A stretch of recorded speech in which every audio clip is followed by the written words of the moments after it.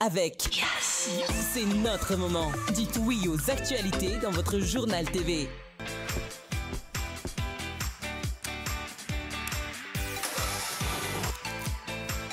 De beaux projets pour des budgets serrés. Batimax, le partenaire des bons plans. Batimax, la qualité au meilleur prix. Nanulcianoni vovô.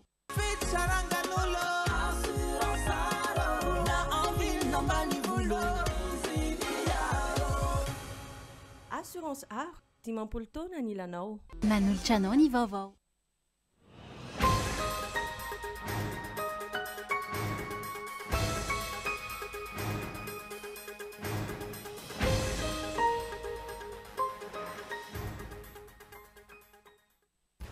Tsy misy tanteraka ireo teboka telo lehibe nambarany Andry Rajoelina tao lara-pahamehana fon'izy nandray ny fehim-pitom-piasana faharoa. Isan'izany ny fanomezan-danja ny loharanon-karena amin'ny fototra amin'ny maha-olona. Tsy azo ekena ny fitavozavozana sy ny fahangina amin'ny manam-pahefana malagasy. Eo anatrihan'ity raharaha Boeing 777 ty ho hiajo andriany Narvelo androany tao amin'ny tambazotra Antsirasira. Ilaina eto amin'ny firenena ny ANRCM izay mbola tsy tafatsangana noho ny tsy fivoahany didy fampiarana ho ny fresa monim-pirenena androany.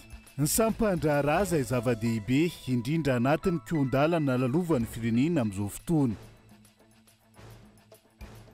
Maro ny olana miteraka kolikoly eo amin'ny sehatry ny fampianarana amin'izao fotoana. Isan'izany ho ny Transparency International ny tsy fampiaran'ilay fepetra mahamaimaimpona ny fampianarana eny anivony ambaratonga voalohany. Anivelany nanome alalana ny fidirany ampahany amin'ireo etam-barotra ao afovoan'ny faritry Palestina ny Israel androany rehefa nanatsahatra izany nanomboka ny fiatombohan'ny ady tao Gaza ny antsiprian'izay.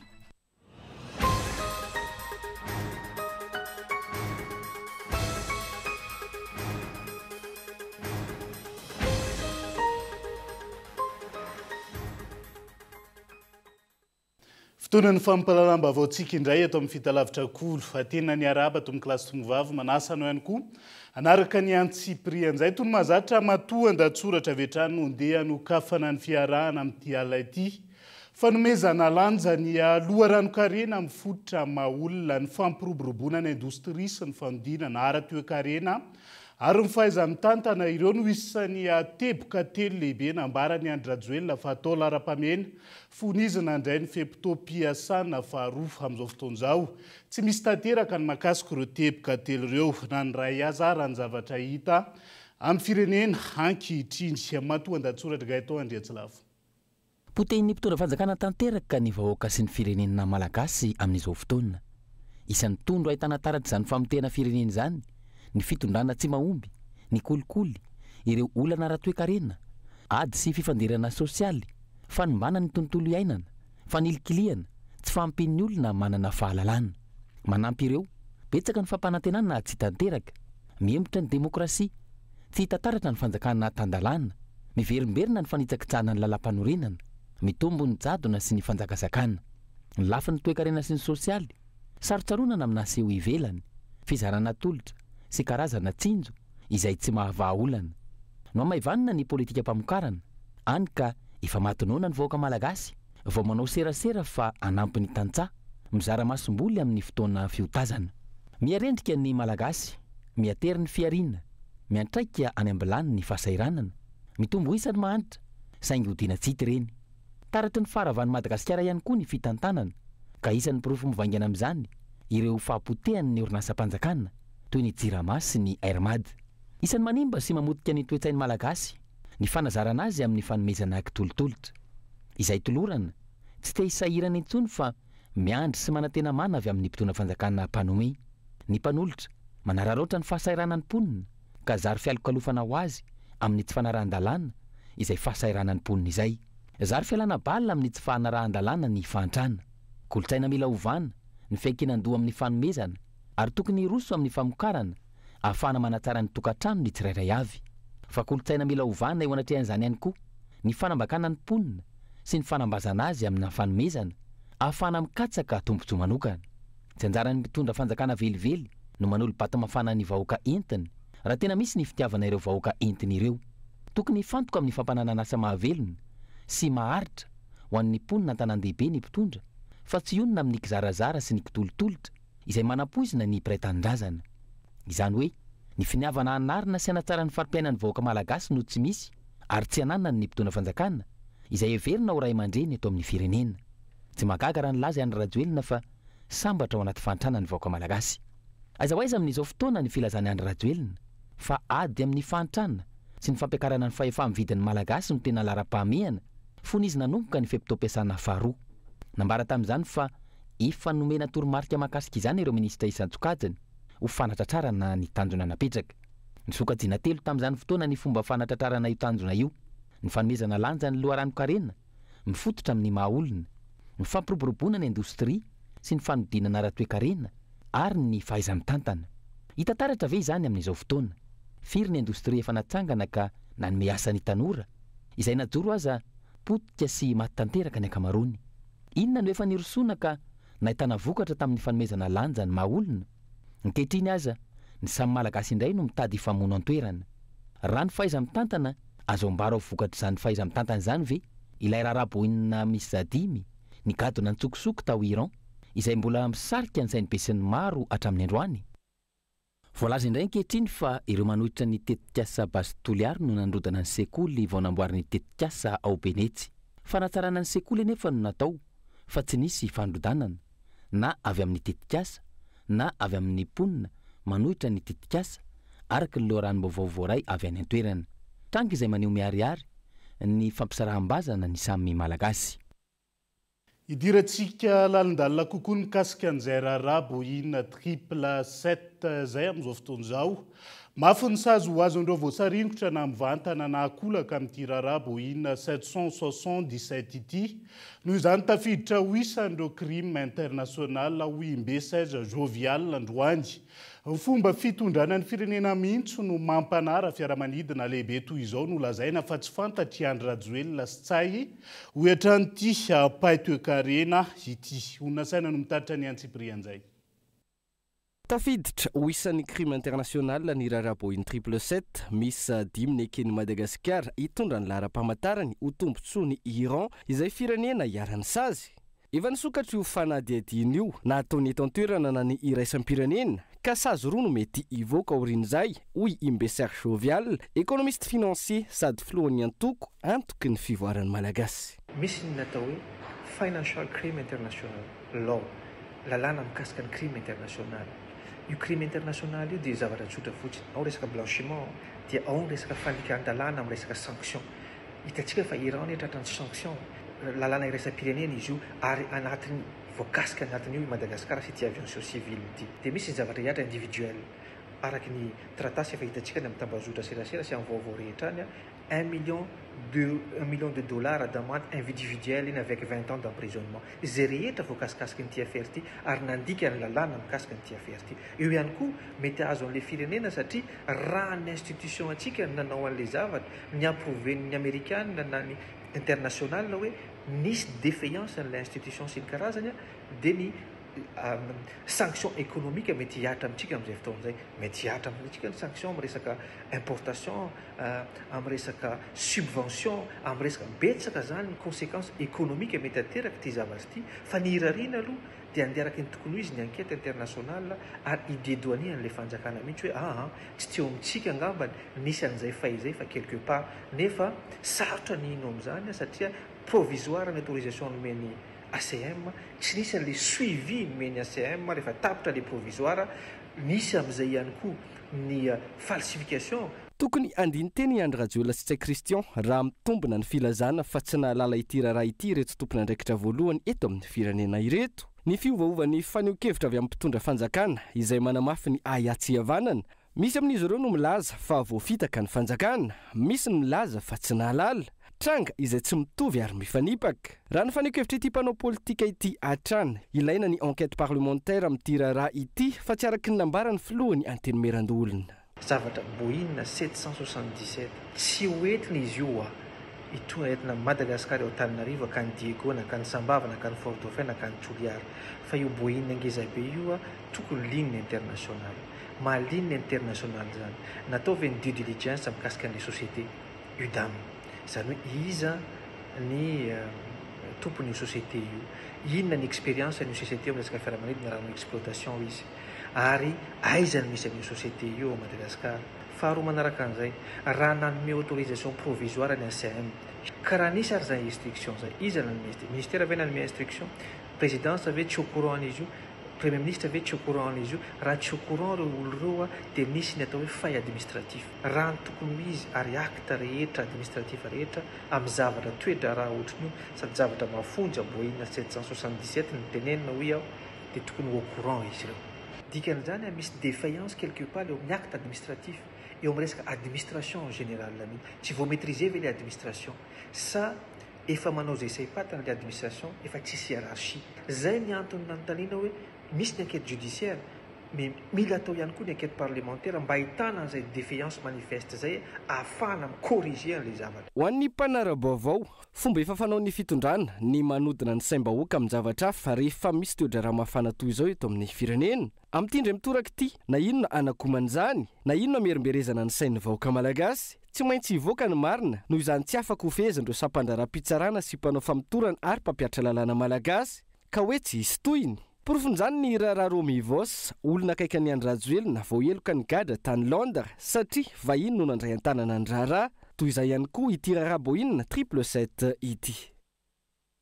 Eo anatrian'izay fanokevitra samihafa zay tsy azo ekena ny fitavozavozana sy ny fahangina manam-pahefana malagasy eo anatrian'ity Raraboinina 777 ity hoy ajo andriany Anarivelo androany tao amin'ny tambazotra tserasera takina ny fanazavana mazava amin'ny anarany mangarahara momby ity Rara izay manaratsy endrika amin'ny Madagasikara maneran-tany ity izay manapirofy ihany koa fanjakany ny kolikoly eto amin'ny firenena honina saina no mitaritra ny antsiprian'izay. Tsy azo ekena ny fahanginana sy fitavozavozan'ny manam-pahefana malagasy manoloana ny Raraboinina 777 hita tany Iran miandry valony mazava aingana ary mangarahara ny rehetra hoy nambarany Ajo Andriany Anarivelo filoha nasionaly ny antoko malagasy miaramainga androany tao amin'ny tambazotra tserasera Facebook. Ny manam-pahefana malagasy izay efa ho herinandro izao tsy aharenesapeo manoloana ity Rara fiaramanidina Boeing 777 ity mahatonga savorivory eto amin'ny firenena. Tranga goavana manao itohina amin'ny vatana ny fiarovana ny fanjakana ny Rara sady maneho pirofo mazava ihany koa momba ny kolikoly avolenta misy eto amintsika ary manimba ny endriky Madagasikara eo amin'ny sehatra iraisam-pirenena. Eo anatrian'izany herinandro tsy aharenesapeo ilay manam-pahefana malagasy tsy nisy na fanambarana na faneho-kevitra mazava navoaka ny tompona andraikitra mandrakandroany. Nahoana ny tsy mbola nantsona ny masoivony Iran miasa simony eto Madagasikara araky ny mahazatra amin'ny toe-javatra toy izao eo amin'ny sehatra diplomatika hoy Ajo Andriany Anarivelo. Mampametra-panontaniana ihany koa hoy ity filohan'ny antoko malagasy miaramainga ity ny amin'ny hoe ahoana no anazavana fa tsy nahafantatra mialoha momba ny fandraisana fanambahan-kevitra nataon'ny aviation civile de Madagascar ny filohan'ny repoblika sy ny prime ministre talohan'ny fipohan'ity Rara ity. Iandrasam-baliny amin'ireo manam-pahefana ihany koa ny hoe iza nanao soni ireo fahazoan-dalana anatin'ireo toe-javatra miavaka ave no nanaovana azy sa efa fanaon'izy ireo matetika. Firy no efa nomena tahaka izao tany ambadika tany fa ity aloha no nipoaka. Nahoana no tsy nisy fanambarana ofisialy natao rehefa tapitra ny datin'ireo taratasy ireo ary ahoana ihany koa no tsy nisy fanamariana entitra momba ilay orinasa voakasika. Tsy azo ekena ny fialokalofana ao ambadiky ny fahanginana na ny fiandrasana ny fidiran'ny mpanadiady vahiny vao hisy fanazavana momba ity Rara lehibe ity. Anjara ny androm-panjakana eto an-toerana na ara-politika na ara-pitsarana no mandray andraikitra miatrika ny adidiny ary manomboka avy hatrany ny fiapetra rehetra ilaina. Tsy ampy ny fanesorana ny ministry ny fitaterana sy ny famantarana ny toetrandro amin'ity Rara ity ho hatrany Ajo Andriany Anarivelo. Fotoana izao anazavana ity Rara ity anasaziana ireo tompona andraikitra sy anamafisana fa ao anatin'ny fanjakana tena tandalana tsy misy olona ambony lalàna na iray aza eto amin'ny tany sy ny firenena. fa isan'ireo nitondra ny fanokeva mikasika ny tirara boina triple 7 tiany koa androany teo anivony antoko politika madio tsy mitombona ny filazany fitondrana fa nanafatra ny FBI anao fanadihadiana eto amin'ny firenena fanadiova-tena eo anoloany ny vahoaka malagasy manoloana ny fiampangana azy ireo voasaringotra no misy hony teo anivony antoko politika madio androany Tojonindrina Tahiry no mitaritra ny Antsiprian'izay. Tsy mitombona ny filazana fa nafaran'ny fitondrana malagasy no antony nahatonga ireo sampapitsikilovana iraisam-pirenena eto amintsika momba ny raraboinina misa 5 hoy ny antoko politika madio androany fa na dia dina mahaleo tena anenjehana ireo olona ny ray tendro tamin'ny Iran sy ny ady amin'ny fampiororona ary trafikena fitaovam-piadiana nokleary no ataony eto ka nanim-potondra aza isan'ireo anaovana fanadihadiana tsy isangy amin'ny ady amin'ny fanenjehana ny Amerikanina hoy ny fanazavana no ny fanoherany amin'ny heriny manontolo ny nokleary iranianina. Ka raha ohatra ary zany hiditra amin'ny États-Unis tsy mila hoe tsika malagasy no miteny anazy zany hoe avia ty nareo hoe jereo kely afirana ity fa izy zany dia efa mihetsika any tsy mila hoe tsika Madagasikara ty no andeha hibaiko anazy fa raha ny tokony izy ary zany dia CIA zao amin'izao tsika nyteny zao mety efa maka renseignement momba io afera io fa zay le teneniko hoe manao izay paikady rehetrarehetra ny fitondram-panjakana amin'izao fotoana izao mba handrebirebena ny sain'ny mpanara-baovao ka izay mila mitandrina ihany zany tsika amin'ny vaovao mivoaka fa na izany ary tsy manana porofo tsika hoe tena efa eto tokoa ve. Miserasera tsy mitombona ny famonoana afo ataon'ny mpitondra amin'ny raharaha anenjehana azy hoy ny antoko APM.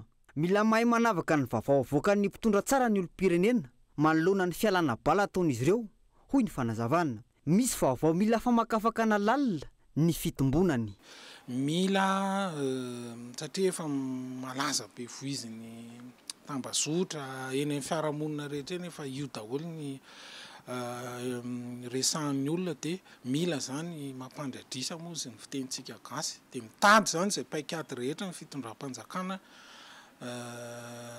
azo lazaintsika hoe hipasohana ny domy ve mba hikalme ny opinion publique hoe nampiantso ny FBI dia midikan'izany zany hoe tsy matahotra fa tsisy zavatra fenina fa eo aloha dia hisarika ny sain'ny mpanara-baovao ihany hoe FBI misy zavatra tokony havahantsika mantsy fa zay mantsy le hoe mila enona tsara ny zavatra tenenin'ny mpitondra fanjakana. Ho sahirana ny fitondrana sy ny mpiaro azy manoloana ity raharaha ity ho hiatrany ny fanazavana. Hatreto misy dika matoa mbola tsy miteny fa mangingina ny Amerikanina izay manana ny masivony eto Madagasikara. Azo antoka fa fantatra izy ireo izay miseho eto Madagasikara ary manana ny paikadiny izy ireo manoloana ity raharaha ity antony izao fahanginana izao. Tikeo vetivety mikasika an'izay raharaha boina triple 7 sy ny fanafarana FBI eto Madagasikara zay fa ilaina eto amin'ny firenena ny ANRCM izay mbola tsy tafatsangana noho ny tsy fivoahany didy fampiarana amin'izao fotoana izao ho ny firaisamoam-pirenena androany. Efa tamin'ny andro ny fifidianana no nanaovany firaisamoam-pirenena antsony ananganan'izany saingy tsy nisy ny aino izy ireo manampitrotraka ihany koa ny tsy falaniny LICP ilay volavolan-dalàna momba ny fahazoniny daholo be misitraka vaovao. Tojonindrina Tahiry no mitaritra ny Antsiprian'izay.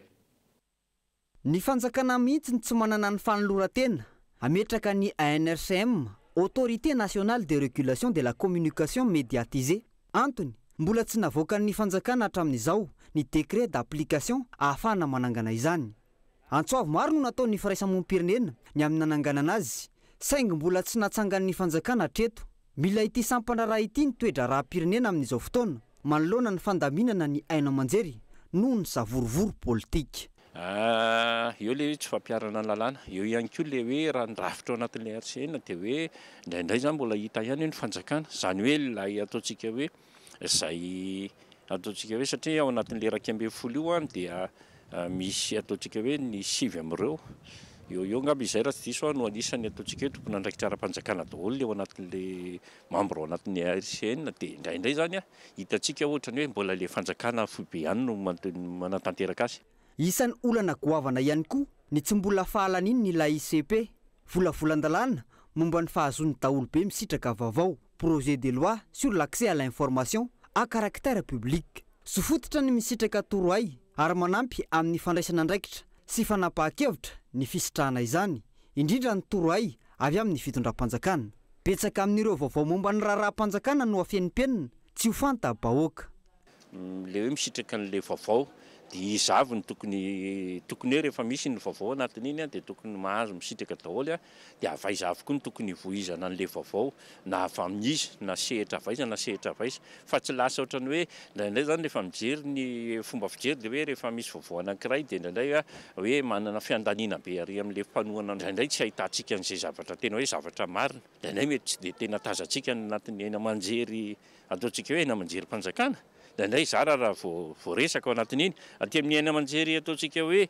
ny tsy miankina na mety ho mpanohatra na mety ataontsika hoe amin'le kritika ao anatin'iny dia indraindray hita be tabe le izy ao anatin'iny dia zay le tenenina hoe lasa tsy mipetraka izay rehefa mipetraka le RCN mety eritreretina hoe mety isy zay le fandrindrana izay tsy ivona tamin'ny fifidianana no efa nitakina ny ananganana aingana ny ANRCM handrindra ny haina aman-jery saingy tsy nisy ny olana ihany koa anefa raha mitsangana ny ANRCM dia tsy aleo tena fa ho eo ambany vahoany ny fitondrana satria rehefa jerena ireo mpikambana mandrafitra azy dia an'ny fanjakana ny betsaka ka tsy atokisana ny ampaleo tena azy hoy ny fanazavana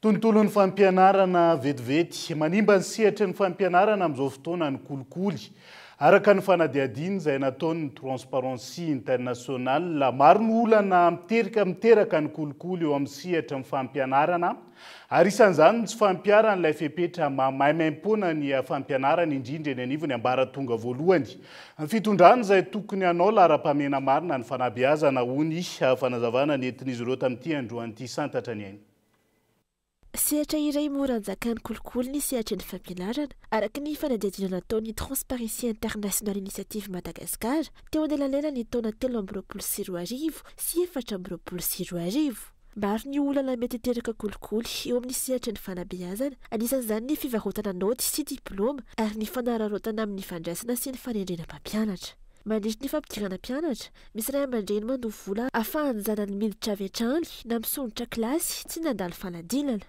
tsy mbola miatra araka ny tokony ho izy ihany koa ilay fepetra hoe tsy andoavam-bola fa mahaimaim-poana ny fampianarana eny amin'ny ambaratonga voalohany manome vahana ny kolikoly ny fandoavam-bola tsy ara-dalàna amin'ny fisoratana larina raha ny falazavana amin'ilay inscription zany nisy note navoaka ministera tamin'ny herintaona na tamin'ny roa taona raha tsy mandiso anafy tadiko hoe gratuit ny resaka inscription indrindrandrindra au niveau an'ny EPP rehefa nandeha nanao fanadihadiana nefa izahay dia anisany matetika zany lazain'ireo sekoly hoe tsy miatra tanteraka ety aminay zany satria anisany tsy mampiodina ny sekolinay fa mila mandoa an'io frais d'inscription io ekizy zany hoe rehefa tena natao zany le fanadihadiana dia misy sekoly mampiatra an'le izy fa misy sekoly tsy mampiatra an'le izy le saran'le vola aloha zany tsy mitovy arakaraka ny sekoly satria misy sekoly misy hoe mahazo fanomezana avy any amin'ny mpamatsy vola ohatra misy sekoly efa ampitsara ny fitaovana ao amin'ny sekoly misy anazy zany dia tsy mangataka be tsony an'izay volany amin'ny ray aman-dreny izay ho an'ny ampidirana ny zanany fa misy sekoly hafa mihitsy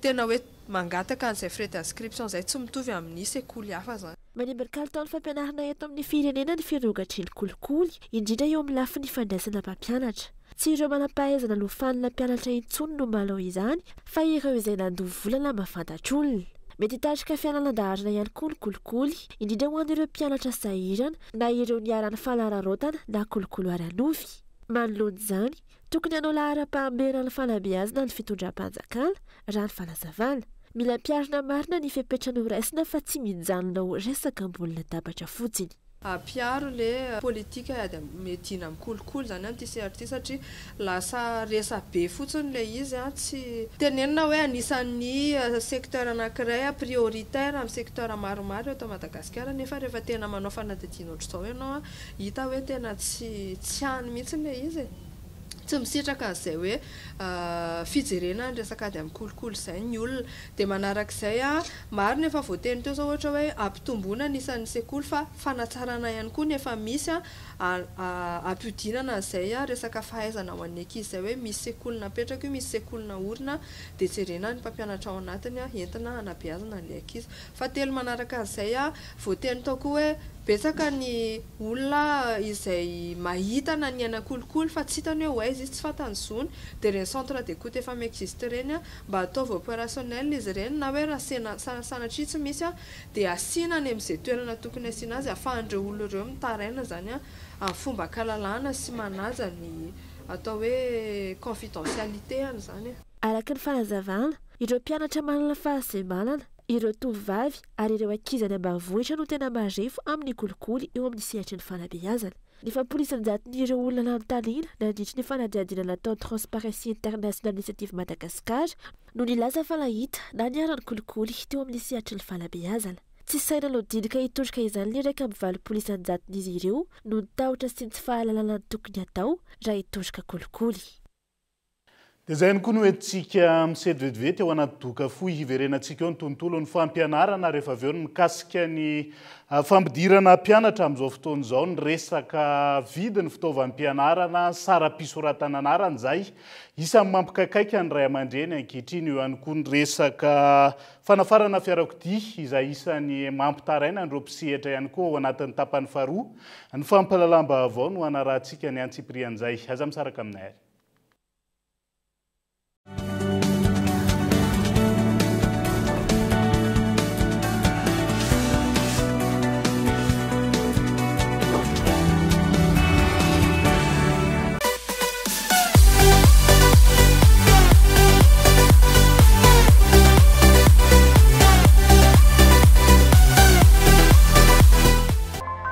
Midea, numéro 1 mondial en électroménager. Plusieurs milliers d'utilisateurs dans le monde font déjà confiance à Midea. Pourquoi pas vous? Vous recherchez le luxe, la technologie de pointe, l'innovation et surtout un prix très abordable? Midea, c'est la modernité, l'innovation et le luxe à un prix défiant toute concurrence. Midea, avec une très large gamme de petits et gros électroménagers, avec une garantie allant jusqu'à 2 ans. Service après-vente fiable et assuré. Midea, le luxe, la technologie et l'innovation à un prix abordable. En vente dans tous les magasins Cosmos et les revendeurs. Midea, make yourself at home. Sarobidy aminakà loatra la famille kely ny vente crédit mirindra io za afaka magnamia zara ilendreo atantrano. Ya pitendry fa maneno sakao nefa tsy nanana fahafanana ny anna instrument complet mihitsy amin'ny nefa androany miaraka amin'ny rindra tanteraka ny volo. Nampivoatra ny fiainan'olona maro teto Madagasikara vente crédit mirindra arahinao. Miaraka amin'ny rindra tanteraka ny fikasanao. Avec la fibre de Yas, faire plaisir n'a jamais été aussi facile. Et oui, jusqu'au 30 septembre, pour l'achat d'une offre fibre home, gagne une offre fibrine en cadeau pendant 1 an. À offrir à tes proches. 1 an, 12 mois, 365 jours de fibre optique sans rien payer. Faites-leur plaisir. Connectez-les aussi dans ce vidéo Yas Store. Enfin, rentre vite, t'as compris.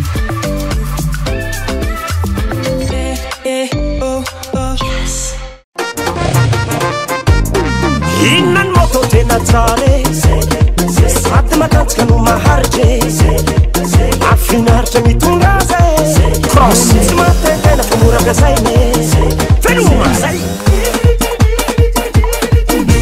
semi cross na mandeha lavitra tsisy atahorane fa tena mitsitsy no sady mafe mahazo aina mitaingina azy Whatster andao madama tsika hividy alefa. Vidiny moto 5 et 1 an ary aloha tsikelikely miaraka amin'ny fanamorana fandoavam-bola vente à crédit mirindra ao amin'ny magasin Cosmos irery any. 5 la route vous appartient. Pour une carrosserie parfaite, optez pour El Mondes, la marque professionnelle de peinture automobile. Le mastic corrige les imperfections, la peinture garantit une tenue durable. Le vernis illumine et démarque votre voiture. Certifié et disponible auprès de vos points de vente habituels, El Mondes assure un résultat exceptionnel. Faites confiance à El Mondes. Maintenant ou jamais. ny 4 aogositra hatramin'ny 10 oktobra isaky ny mividy entana miaraka amin'ny fanamorana fandoavam-bola fonta kredi mirindra eny amin'ny magasin Cosmos dia mandray anjara amin'ny fisarihana loka goavana no sarihana amin'izany. Loka voalohany télé TCL 85 pouces, loka faharoa moto 5 et 150cc, loka fahatelo salon. Fanamorana ny fandoavam-bola fonta kredi mirindra ao amin'ny Cosmos irery any. Miaraka amin'ny mirindra tanteraka ny fikasanao.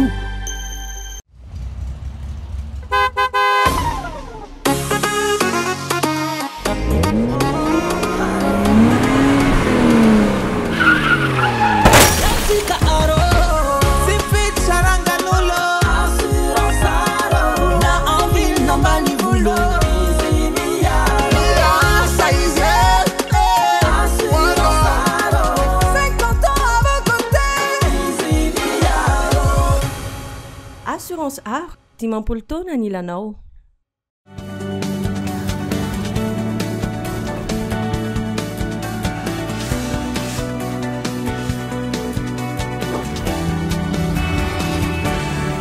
Anohizantsika ny tapany faharoa amin'ny fampalalam-bavao amin'ity ala ity. Ray volana tsy atongava ny fidiran'ny mpianatra tsy mbola misy tokotaniny avokoa amin'izao fotoana na sara mpisoratana sy ny saram-panavaozana ny fisoratana anarana na ny fitaovana ho an'ireo ankizy hianatra hoy ireo ray aman-dreny nanaovana fanadihadiana. Antony fahasarotan'ny fiainana kabeny amin'izao fotoana izao na ny fisoratana anarana na ny fitaovam-pianarana. Saika nahitana fiakarana avokoa ka manahirana raha ny fitarainana azo. Daniela Minarsson nanao ny fanadihadiana. Amin'izao iray volana tsy atongava ny fidirany mpianatra izao, tsy mbola vonina amin'ny fampidirana mpianatra avokoa ny ankamaroany ireo ray aman-dreny nanovana fanadihadiana vokatry ny fahasahiranana amin'izao fotoana. Maro loatra hoy izy ireo ny adidy tsy maintsy enjehina ao an-tokantrano. Hany ka samy tsy mbola misy tokotany avokoa na ny saram-pisoratana anarana izany na ny fitaovam-pianarana ho an'ireo ankizy raha ny fitarainana. Ny anay izao mbola misy 3 mpianatra. Amin'ny 8 septambra zao miditsy CG ny ray dia PP ny anankiroa. Fa ny fanomanana tena tsy vita mihitsy. Ny vidim-piainana ame sarotra tsy maintsy endrehanao ny hanina ho an'ireo ankizy ireo, fanadiovana an'ireo. Ny vola alohany amin'ny banky zao le CG tsy haiko firy izay ny farany nefa 7 alina be izao. Ny karama hitan'ilay mpiasa nefa karama ray volana tsy mahavita zaza ray amin'ny fampidirana mpianatra ray amin'izao itsika miteny izao. Mbola tsisy vonina izao fa ny an'ilay mpianatra ao amin'ny CG aloha izao ny tena endrehana satria ny an'io misy fetsany fandoavana an'ilay volany amin'ny banky. Fa ny an'ireto ilay majinika vao vita ny an'ireo izay indray vao mitady any an'ilay majinika. Ny fitaovana mbola tsisy tokotany. Za zao efatra ny zanako mianatra, droit nefa misondrotra daholo. Mitaintaina sy mitebiteby satria zamana ny tena. Dia hitako hoe tena mafy sy mavesatra aminay ilay mampianatra zanaka. Nefa ilay ankizy mbola te hianatra nefa tsy ho tsatsanao mihitsy satria ianao rery. Eo amin'ny 5 alina sy efatsetsy eo izany matafiditra an'izy efatra. Ny atseto aloha izany tena mbola tsisy mihitsy fa voadroana zaza ray izao voalohako hatreto. Ahafahan'ireo ray aman-dreny mampiditra ny zanak'izy ireo ho any an-tsekoly mba hitovy amin'ny zanaky ny hafa araka izany. Maro amin'ireto farany no tsy maintsy miafy, tsy misakafo atoandro amin'izao fotoana, ahafahana manangona ny kely azo raha ny fanazavana trany. Tena fihetsehana an'ilay fanomanana izao raha ny olona aty aminay ambany tanàna aty izao tsisy an'izany hoe mahandro sakafo atoandro izany intsony. Fa angonina vidanana fitaovam-pianatra fa amin'ny alina ny aty aminay aty vao samy misakafo. Sakafom-borondolo sisy, ny alina ny antoko ny atoandro. Noho n'inona noho ny hoe tianao mba hianatra ny zanakao. Sakafo aloha aloha hatreto tena ny atoandro tena tsy mihinana fa hoe amin'ny alina vao mihinana hoe mba misakafo kely. Tena mandalo fihafina mihitsy izay amin'izao. Ny asa tsisy ny fitadiavam-bola tena mafy be. Raha izao no mitohy, hitombo ireo zaza tsy mandeha fianarana sy mitsoakan-daharana ny an-tsekoly. Hanampiana sy hanamahivanana ny fahasahiranan'ireo ray aman-dreny mampianatra zanaka amin'izay fampidirana mpianatra izay araka izany. Atomboka amin'ny fomba ofisialy ny sabotsy sy voakosotra ho avy izao. Eo Antanjombato eo amin'ny sisy koa ny fivarotana fitaovam-pianarana amin'ny vidy mirary, izay karakarain'ny fikambanana VMMM na ny vehivavy malagasy miara-miainga. Itoy eny Ankarobato ary fasana izany ny Alahady 10 Aogositra. Eny Ambohimankakely eo amin'ny tetezana sy eny Ambohitrimanjaka ny lohan'ny komina kosa ny talata 12 Aogositra. ary eny Alasora mipitany fiangonana katolika ny alarobia 13 aogositra, any Viliasy kosa ny alakamisy 14 aogositra. Etsika izay efa fanao ny fikambanana VMMM na ny vehivavy malagasy miara-miainga isan-taona ho fitsinjovana ireo ray aman-dreny mpianatra, indrindra manoloana ny fiakaran'ny vidin'ny fitaovam-pianarana amin'izao akatoko ny fidiran'ny mpianatra izao. Fa tsy mbola ampy hatreto ireo mpampianatra matianina ndray an-tanan'ireo mpianatra izay afaka fanadinana bakalorea manaraka eo ho an'ireo oniversite tsy miankina sasany nanaovana fanadihadiana. Amin'ny famolavolàn'ireo mpianatra miditra amin'ny anjerimanontolo sy ny fanatsarana ny kalitaon'ny fampianarana ambony izay miankina betsaka amin'ny fananana mpampianatra matianina. Daniela Minoarsono mitatitra ny antsiprian'izay. Eo ampiandrasana ny valin'ny fanadinana bakalorea izay notanterana ny 20 Jolay hatramin'ny 15 Jolay lasa teo. Efa saika miomana amin'ny fandraisana mpianatra sy mpampianatra avokoa amin'izao iray volana mialohan'ny fidirana izao ny ankamaroan'ireo oniversite tsy miankina eto andrenivohitra. Ho an'ity oniversite tsy miankina izay nanovana fanadihadiana ity izao, mbola vitsy ary tsy mbola ampy hatreto ny mpampianatra matianina ndray an-tanana ireo mpianatra izay ho afaka bakalorea manaraka io ho ny tompona andraikitra. Maro be ireo mpianatra efa tao anatiny dia ho avy ny nouveau bachelier vaovao. Dia alohan'izay izany tonga dia natao ao anatin'izao conférence de presse ny fiantsoana ny mpampianatra anamafy anao renfort zany ame tosika fanampiny ho an'ireo mpampianatra efa tao anatiny satria hiatrehana an'izay mpianatra vaovao sy ny filière vaovao izay.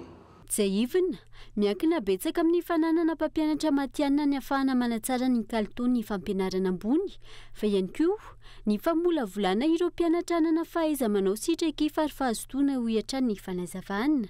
Ny ataonay moa zany mpampianatra dia tena tatiavy zany dia indresita amin'ny examen ny mpianatra mitovy foana.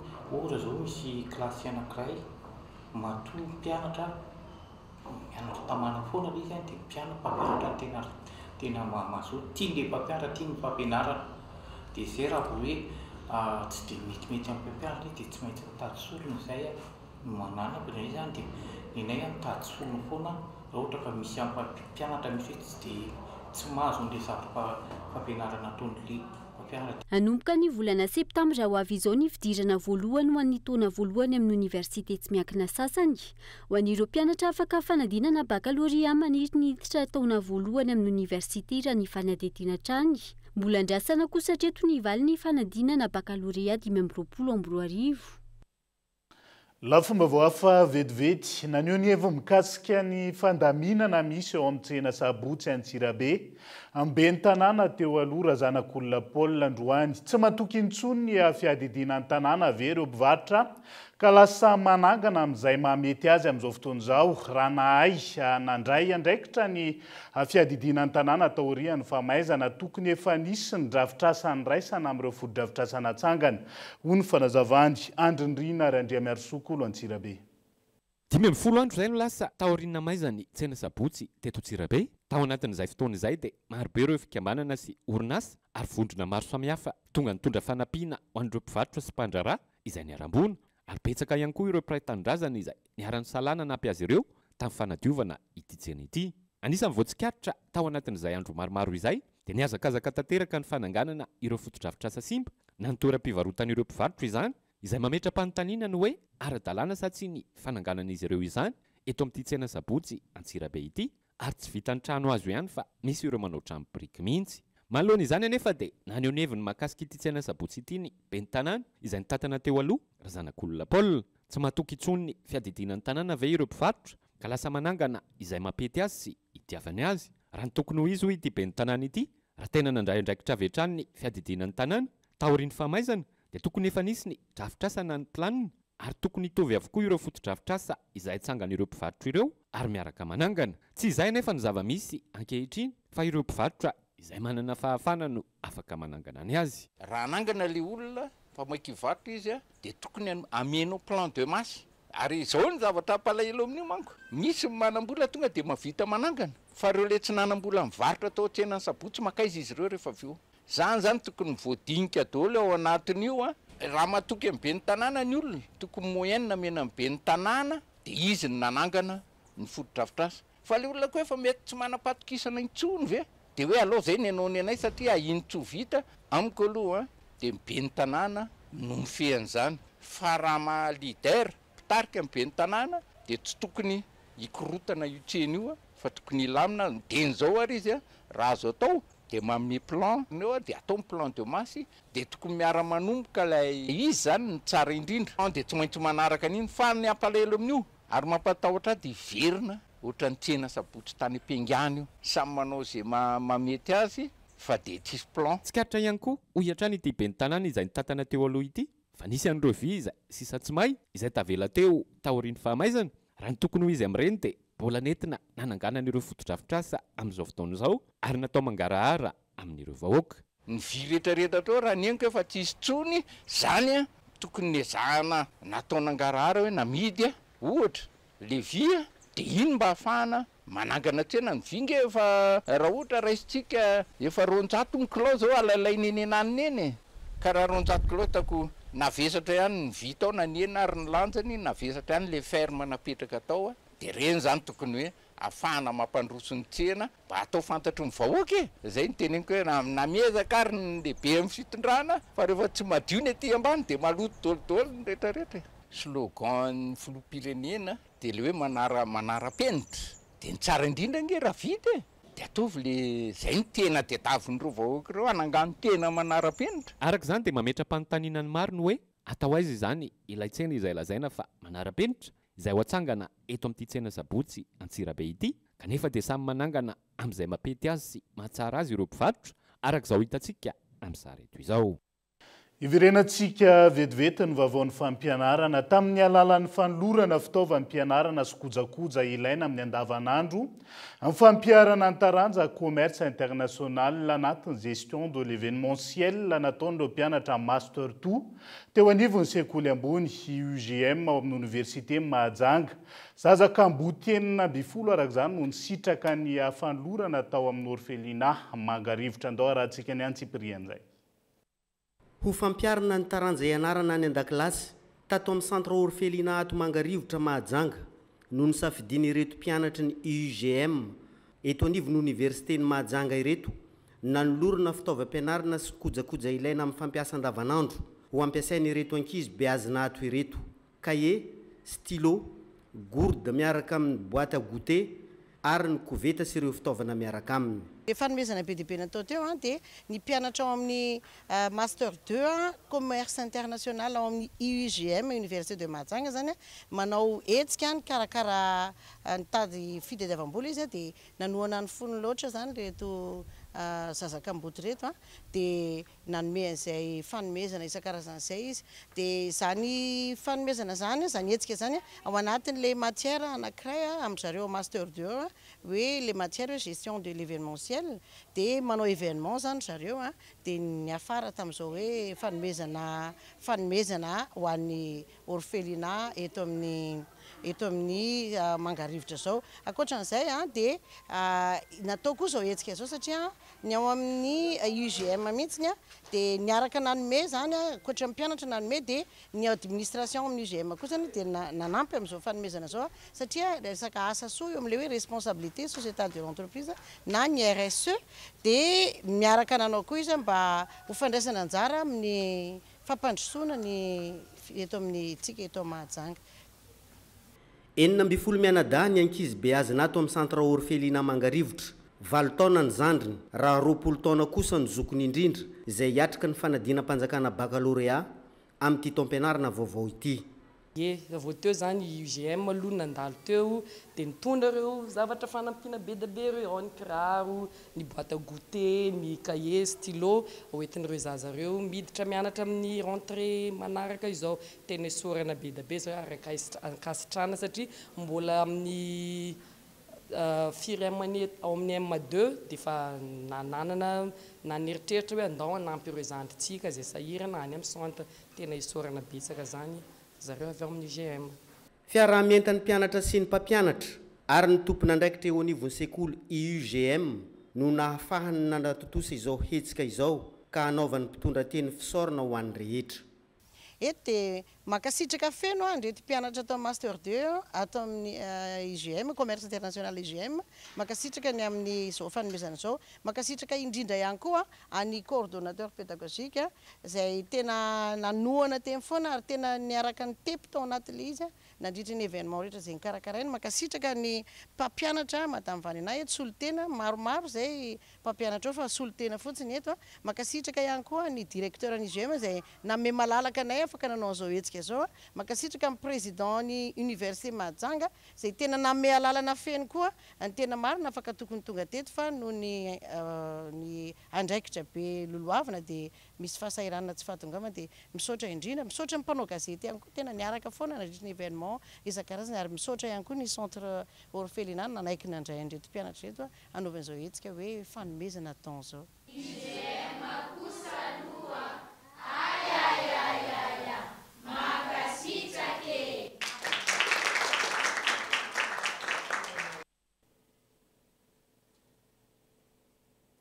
mialohany idirantsika ao anatin'ny maresaka iraisam-pirenena manano sarotra amin'izao fotoana ny fanafarana fiara efa niasa avy any ivelany indrindra ny famoahana azy eny anivon'ny fahadiseranana noho ny fahalafosany abatseranana eo koa ny fahalafosany sara-pitaterana sy ireo vola hafa tsy maintsy alohan'ireo mpanafatra hono teo anivon'ny groupement des importateurs des véhicules d'occasion à Madagascar androany Antony mampidangana ny vidin'ireo fiara izay koa no isany mampitsoka ireo fiara eny anivon'ny fahadiseranana amin'izao fotoan'izao ka lasa atao lavanty ka antony hanaovan'izy ireo antsoa amin'ny tompon'andraikitra isan'ambaratonga ny andao arahantsika ny antsiprian'izay.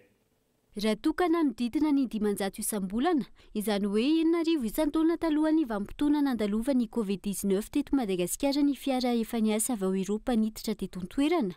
Niainatrany izany, ka niainatrany amin'ny 300 isan-jato koa ny vola niditra tamin'ny vatra fiara efa niasa taorian'izay, noho ny fitotonga ny toe-karena nateraky ny fandalovany Covid-19 teto Madagasikara, ho ireo mpandrarà misehatra amin'ny fanafarana fiara efa niasa avy ao Eropa. Ny abatsiranana alaina amin'ireo mpanafatra izay tsy nitsaha niakatra hatrany nanomboka teo, tahaka izany ihany koa ny sara-pitaterana sy ireo pitsopitsony tsy maintsy alohan'ireo ireo mpanafatra. Tranga izay isany mampidangana ny vidin'ireo fiara efa niasa eto amintsika. Mampitsoka ireo fiara efa niasa eny anivon'ny fahadiseranana ihany koa, ka nova ny groupement des importateurs des véhicules d'occasion à Madagascar antsoavo amin'ny fitondram-panjakana. Raha antsika malala doanina niakatra ny frais impôt rehetrarehetra ny débarquement ny SMMC ny MICTSL niakatra dia ny zava-doza indrindra dia ny inflation satria ny euro antsika amin'izao efa tafiakatra 5,100 ariary.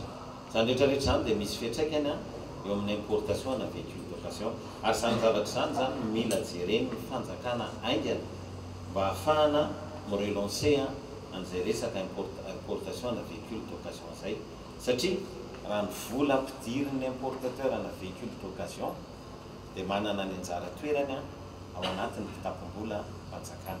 Dia izay ny zavatra mila jereny fanjakana aingana zany ny taxe de douane, ny frais de débarquement MICTSL, SMMC dia izay problèmena d'évaluation amin'ny ariary izay. Ankoatra izay, mbola voafetra ihany koa ny fetratonan'ireo fiara efa niasa afaka miditra eto Madagasikara. Antony ihany koa hanamafisany groupement des importateurs des véhicules d'occasion à Madagascar ny fanafoanana izay famerana ny fetratonan'ireo fiara miditra eto an-toerana izay.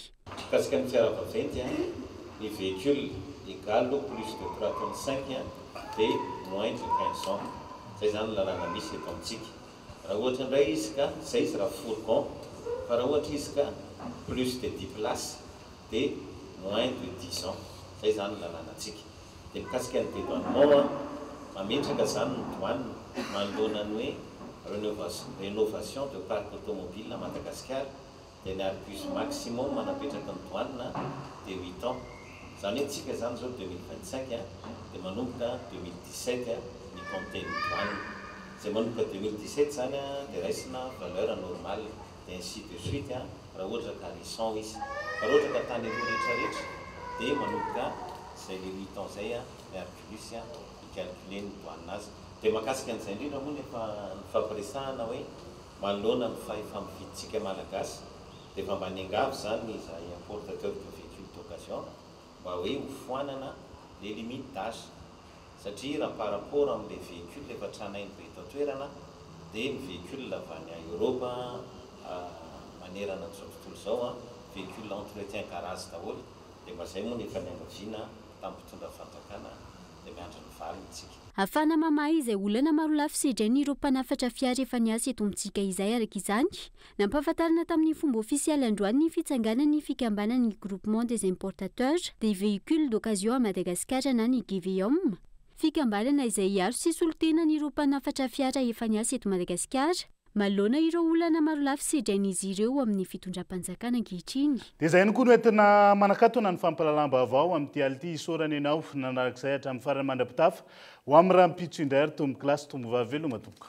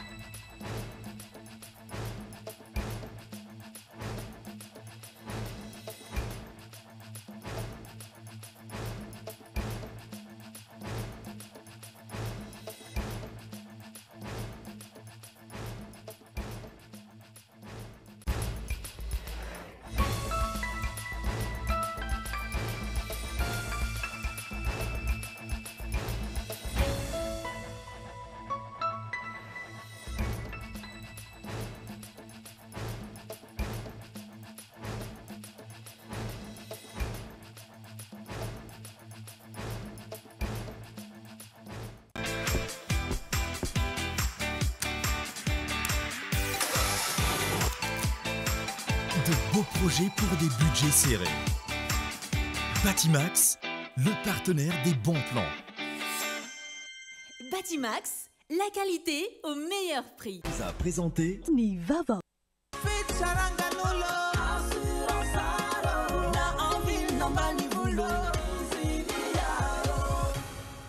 Assurance Art, Timampolto Nanilanao. Vous a présenté Nivava. Avec Yassi, c'est notre moment. Dites oui aux actualités dans votre journal TV.